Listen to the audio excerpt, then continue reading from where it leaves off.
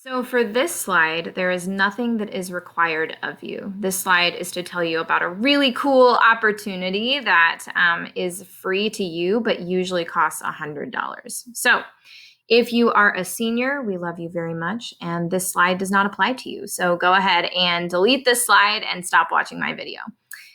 For everyone else, freshmen, sophomores, and juniors, you have access to this program called Windward. And like I said, normally it costs $100, but it is free for you guys for this summer to increase your ACT scores. So here's how you're going to do this.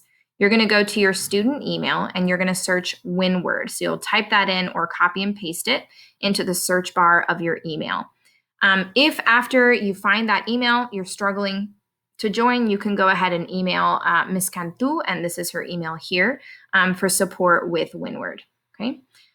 With this platform, you have a couple of options. You can click on lessons and then choose which content area you want to focus on. Say you're really struggling in math or really struggling in science, whatever it is. You can find specific lessons that will help you with those content areas and do some smaller practice with that.